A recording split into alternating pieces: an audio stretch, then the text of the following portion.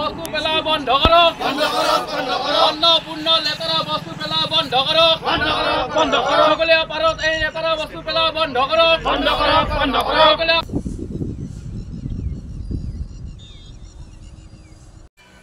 আজিৰ পৰা প্ৰায়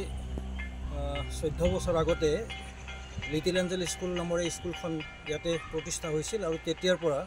আমি এই অঞ্চলৰ দুখীয়া ৰাইজৰ ল'ৰা ছোৱালীখিনিক এটা সুশিক্ষা দি আহিছোঁ। কিন্তু অতি সম্প্ৰতি আজি প্ৰায় 2 বছৰ 2.5 বছৰমান আগতে অন্নপূৰ্ণা গ্ৰুপ অফ ইণ্ডাষ্ট্ৰিজে ইয়াত এটা প্লট লৈছিলে আমাৰ স্কুলৰ লগতে এডজেচেণ্ট প্লট, আৰু এই প্লটটোত অতি সম্প্ৰতি তেওঁলোকে পলাশবাৰীত উৎপাদন হোৱা যিটো ফেক্টৰী আছে সেই ফেক্টৰীৰ যিবিলাক গাৰ্বেজ আৰু ছলিড ৱেষ্ট বা যিবিলাক এফ্লুৱেঞ্চ আছে এই এফ্লুৱেঞ্চবিলাক আনি ইয়াতে ডিছকাৰ্ড কৰে, ইয়াতে পেলাই থৈ যায়। যোৱাৰ ফলত এই অঞ্চলটো প্ৰতি দুৰ্গন্ধময় অৱস্থাতে পৰিৱেশ পৰ্যবেক্ষিত হৈছে, যাৰ ফলত আমাৰ এই বিদ্যালয়খনত পাঠদানৰ যিটো প্ৰক্ৰিয়া এই পাঠদানৰ প্ৰক্ৰিয়াটো আমি ব্যাহত কৰিবলগীয়া হৈছে। সৰু সৰু ল'ৰা ছোৱালীবিলাকে উশাহ ল'ব নোৱাৰা এটা পৰিৱেশ এটা সৃষ্টি হৈছে ইয়াত। শিক্ষকসকলে উশাহ ল'ব নোৱাৰে, গাৰ্জেনসকল যিসকল আহে তেওঁলোকে উশাহত কষ্ট পোৱা এটা পৰিৱেশৰ সৃষ্টি হৈছে। যে আমি এই সৰু সৰু ল'ৰা ছোৱালীখিনিক যদি এটা মুক্ত এটা বতাহৰ পৰিৱেশ দিব নোৱাৰোঁ, তেওঁলোকে এতিয়াই এই দূষিত পৰিৱেশত দেহত বিভিন্ন ধৰণৰ বেমাৰৰ এটা বাহ ল'ব বুলি আমি অনুভৱ কৰোঁ। আৰু অতি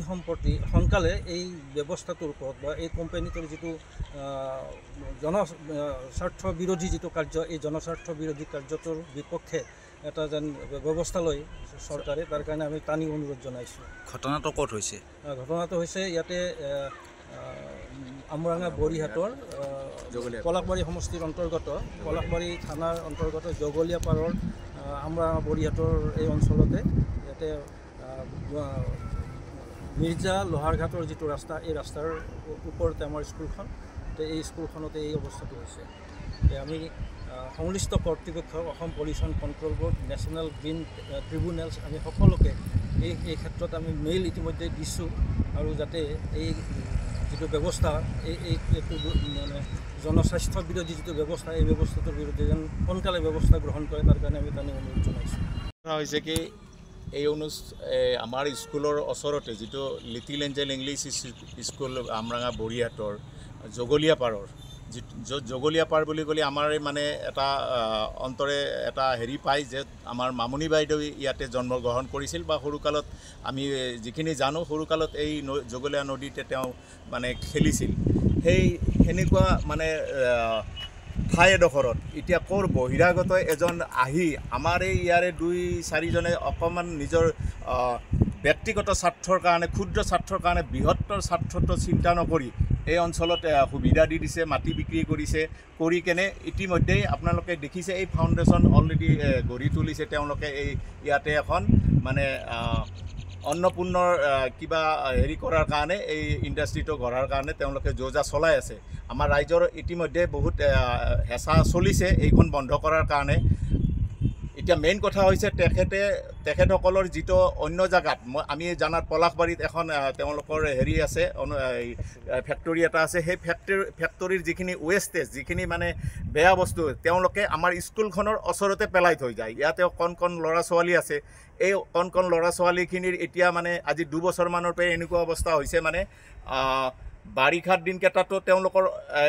এইখিনি পেলাই থৈ যায়, খৰালিৰ দিনতো পেলাই থৈ যায়, এই গন্ধত ইয়াতে থাকিব নোৱাৰে সৰু ল'ৰা ছোৱালীখিনি। গতিকে মই এইটো চৰকাৰক টানি অনুৰোধ জনাইছোঁ ইয়াৰে এটা ব্যৱস্থা গ্ৰহণ কৰাৰ কাৰণে, যাতে এই অঞ্চলৰ মানুহখিনিৰ লগতে আমাৰ স্কুলৰ সৰু ল'ৰা ছোৱালীখিনিৰ কাৰণে কোনো যাতে অনিষ্ট নহয়, তাৰ ক্ষেত্ৰত তেখেতসকলে যেন ব্যৱস্থা লয়। যিহেতু এখন মামনি বাইদেউৰ বুলি ক'লে আমাৰ অসমৰ সকলোৰে গৌৰৱ, মামনি বাইদেউৰ ইয়াতে জন্মস্থান, ইয়াতে তেওঁ জগলীয়া নদীৰ পাৰত খেলিছিলে। এই নদী তেওঁলোকে কি অৱস্থা কৰিছে আপোনালোকে দেখিব এতিয়া, এই অৱস্থা কৰি পেলাইছে তেওঁলোকে, এনেকুৱাকৈ সব বন্ধ কৰি পেলাইছে। নদীটো বন্ধ কৰি কেনে ইয়াতে নদীটো মাৰাৰ কাৰণে তেওঁলোকে সেই বাকী ৱেষ্টেজবিলাক আনি কেনে ইয়াতে পেলাই আছে। গতিকে চৰকাৰক টানি অনুৰোধ জনাইছোঁ যাতে ইয়াৰে সোনকালে কিবা এটা ব্যৱস্থা কৰে। আৰু বন্ধ কৰক, পেলনীয়া লেতেৰা বস্তু পেলা বন্ধ কৰক, ক্লাব জিন্দাবাদ, ক্লাব জিন্দাবাদ, অন্নপূৰ্ণা পেলনীয়া বস্তু বন্ধ কৰক, অন্নপূৰ্ণা পেলনীয়া বস্তু বন্ধ কৰক। প্ৰশাসন যন্ত্ৰ থানাত জনা হৈছে, তেখেতসকলে কোনো গুৰুত্ব দিয়া নাই গতিকে গুৰুত্ব নিদিলে আমি কৰিম কি ইয়াত ল'ৰা ছোৱালীবিলাকৰ অৱস্থা কি হ'ব ল'ৰা ছোৱালীবিলাক আমি ধ্বংসৰ পথলৈ লৈ যাই আছোঁ কোনে তেওঁলোকক ইয়াত পেলাব অধিকাৰ দিছে এনেকুৱা লেতেৰা বস্তু আমি এতিয়া থাকিব পৰা নাই ইমান লেতেৰা হৈছে গতিকে এই নদীটো বৈ গৈছে নদীটো আপোনাৰ এইবিলাক মাটি কিনা বেচা কৰি মাৰি পেলালে ইয়াৰ পিছত কি হ'ব পানীৰে এখন এইবিলাক ডুবি যাব আপোনাৰ কেনেকুৱা অৱস্থা হ'ব নদীটোৱে বন্ধ কৰিব লগা অৱস্থা কৰিছে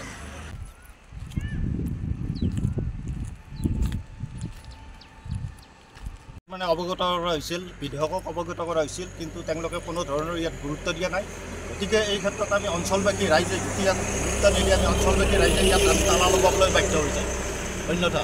আৰু আমি ইয়াতে এই অঞ্চলটোৰ বৃহৎ অঞ্চলটোত পৰিৱেশ বিনষ্ট কৰিব দিব নোৱাৰোঁ গতিকে এইটো আমাৰ এতিয়া দাবী আৰু এইটো সম্পূৰ্ণ বন্ধ কৰিব এই নদী এটা বৈ গৈ আছে এই নদীটোত আপোনাৰ লেতেৰা বস্তুবিলাক পেলাই দিছে যাৰ কাৰণে লেতেৰা বস্তুবিলাকে পানীত মিলি দুৰ্গন্ধময় পৰিৱেশৰ সৃষ্টি কৰি গোটেই অঞ্চলটো লেতেৰা কৰিছে তাত স্কুলৰ ল'ৰা ছোৱালীবিলাক থাকিব নোৱাৰে এনেকুৱা অৱস্থা গতিকে আমি আপোনালোকৰ মিডিয়াৰ জৰিয়তে অনুৰোধ কৰিছোঁ যে আপোনালোকে প্ৰচাৰ মাধ্যমটো বহল কৰি লৈ যাওক আৰু তেওঁলোকক অতি সোনকালে ইয়াত লেতেৰা বস্তু পেলোৱাটো বন্ধ কৰক